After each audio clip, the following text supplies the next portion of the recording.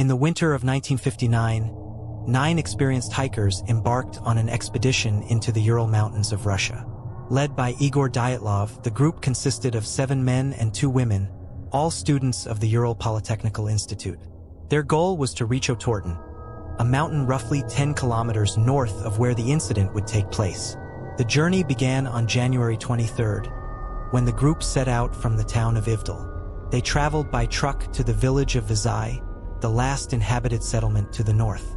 From there, they began their trek into the wilderness. On January 31st, the group arrived at the edge of a highland area and began to prepare for their ascent. The following day, they started to move through the pass. Bad weather conditions, including snowstorms and decreasing visibility, forced them off course, and they ended up on the slope of a mountain known as Kolotsyakal, meaning dead mountain in the local Mansi language. On February 2nd, they pitched their tent on the slope and settled in for the night. This was the last time anyone would hear from them. When the group failed to return on their scheduled date, February 12th, a search and rescue operation was launched. It wasn't until February 26th that searchers found the group's abandoned and badly damaged tent. The tent was cut open from the inside, and all of the hikers' belongings, including shoes, were left behind.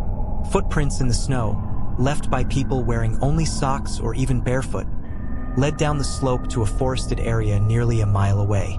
Under a large cedar tree at the forest's edge, searchers found the remains of a makeshift campfire and the bodies of Yuri Doroshenko and Yuri Krivonischenko, shoeless and dressed only in their underwear.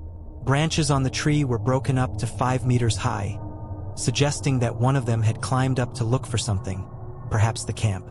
As search efforts continued, more bodies were found.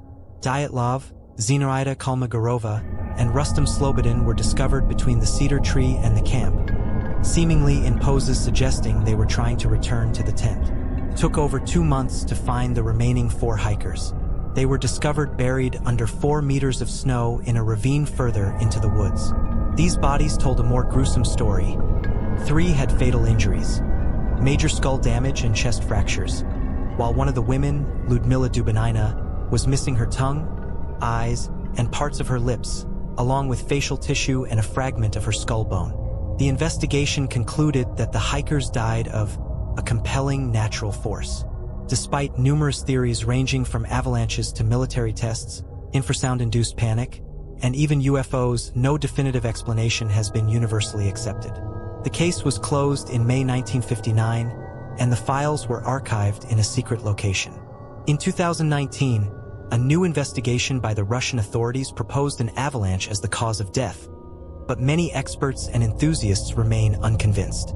The mystery of what truly happened on that cold, desolate night remains unsolved, continuing to intrigue and terrify those who dare to delve into the details of the Dyatlov Pass incident.